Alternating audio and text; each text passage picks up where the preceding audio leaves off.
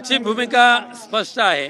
कोकणातल्या आंबा काजू बागायतदारांना यावर्षी जी नैसर्गिक आपत्ती आलेली आहे आणि आंबा काजू बागायतदार पूर्णपणे उद्ध्वस्त झालेला आहे, ज्याचं पूर्ण उदरनिर्वाह आंबा आणि काजू उत्पादनावर असतं, तोच उद्ध्वस्त झाल्यानंतर उद्ध्वस्त झालेल्या कोकणवासियांना न्याय द्या, योग्य तो नुकसान भरपाई द्या, हेक्टरी 5 लाखाची मदत द्या आंब्याला आणि काजूला 3 लाखाची मदत द्या। एका झाडाला जास्त नको, फक्त 5,000 रुपयाची प्रत्येक झाडामागे मदत द्या, ही मागणी घेऊन आम्ही आंदोलनात उतरलेलो आहोत। परंतु या निर्दयी आणि निष्ठुर सरकारने आमचे आंदोलन चिरडून टाकण्यासाठी पोलिसांचा अतिबळाचा वापर केला आणि आमच्या आंदोलनकर्त्यांना वेगवेगळ्या ठिकाणी मुंबईतल्या वेगवेगळ्या तुरुंगामध्ये नेऊन ठेवलेलं आहे आणि अशा पद्धतीने आंदोलन चिरडण्याचं पाप या भाजप सरकारने केलेलं आहे। एवढंच कोकणवासियांचा शेतकऱ्यांवर होणाऱ्या अन्यायासंदर्भात सगळी मंडळी ते जे भगिनी बांधव उपस्थित आहेत ते एका चिडीने आलेले आहेत। एकतर कोकण कधी अवास्तव मागणी करत नाही, कोकणाचा शेतकरी कधी आत्महत्या करत नाही। त्याचं उत्पन्न काय आहे? भात शेती। त्या भात शेतीवर त्याचा उदरनिर्वाह होतो का? काही शेतकऱ्यांच्याकडे मोजक्या छोट्या बागा आहेत, त्या बागांमध्ये आंब्याच्या उत्पादनावर येणाऱ्या पैशावर कुटुंब त्यांचा उदरनिर्वाह करतात। यंदा दुर्दैवानं निसर्गाचा कोप झाला, अवकाळी पाऊस झाला, झाडं पडली, आंबे पडले। कधी नव्हे ते कोकणातल्या शेतकऱ्यांनी एकत्र येऊन मागणी केली, पहिल्यांदा नुकसान भरपाई द्या। विदर्भ मराठवाडा सगळीकडे जेव्हा नुकसान भरपाई तेव्हा मागणी नव्हती, तेव्हा नुकसान भरपाई घोषित केली जाते, इथं का नाही? बरं चेष्टा करता तुम्ही। काय दिलं तुम्ही? 220 रुपये एका झाडामागे। काय मागितलं त्यांनी? हेक्टरी 5 लाख, म्हणजे एका झाडामागे 5,000 रुपये। मग ते अवास्तव मागणी आहे का? करू शकता तुम्ही? आमदार खरेदी करायला पैसे देता 50-50 कोटी रुपये, एक आमदार 50 करोड, मग यांना का नाही देत? हा, गोरगरीब शेतकऱ्याला पैसे का नाही देऊ शकत तुम्ही? आणि ते काय अवास्तव मागणी नाही करत आहेत, उद्ध्वस्त होतील।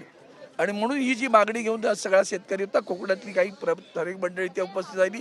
राजू शेट्टी आहेत, बाळमाने आहेत, आमचे विनायक राऊजी आहेत, आदरणीय उद्धवजींच्या नेतृत्वाखाली ही सगळी मंडळी एकत्र येऊन आंदोलन करतात। मी कोकणवासी आहे म्हणून मी पण उपस्थित राहिलो, पण अतिशय वाईट वाटतं की निव्वळ एवढ्यापुरता विषय मर्यादित नाही राहिला। आज ज्या पद्धतीनं सरकार एक तर त्यांनी तुटपुंजी भरपाई दिली आणि वर आंदोलन करताना कुठे आंदोलन सुरू केलं? लोकमान्य टिळकांच्या पुतळ्याजवळ आमच्या गिरगाव चौपाटीवर लोकमान्य टिळकांचा पुतळा निवडला बरं का।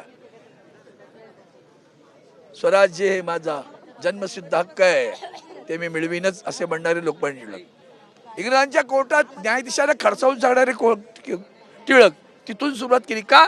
तर तशाच पद्धतीने वागणारं हे सरकार आहे। डोळे उघडत नाही म्हणून लोकमान्य टिळकांच्या इथून सुरुवात केली होती। ते आंदोलन पोचू नये म्हणून प्रत्येक जण स्टेशनला उतरला, त्याला पकड, ह्याला पकड, ह्याला पकड, म्हणजे एकत्र जमून दिलं नाही, उचलल्या आणलं इकडे गोडाऊनमध्ये टाकून दिले।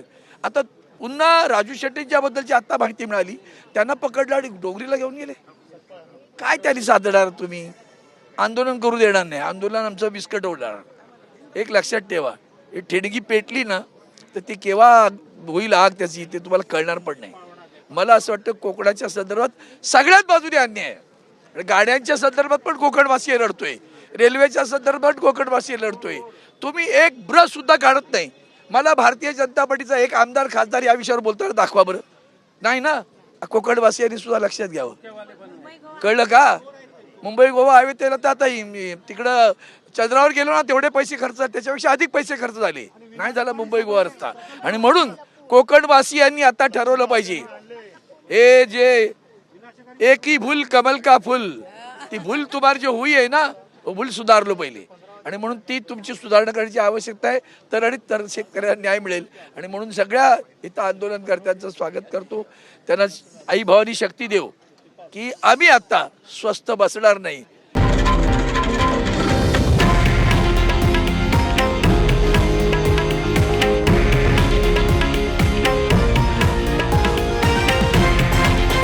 हे आहे देशातील नंबर 1 न्यूज नेटवर्क आणि आपण पाहत आहात TV9 मराठी, एकमेव।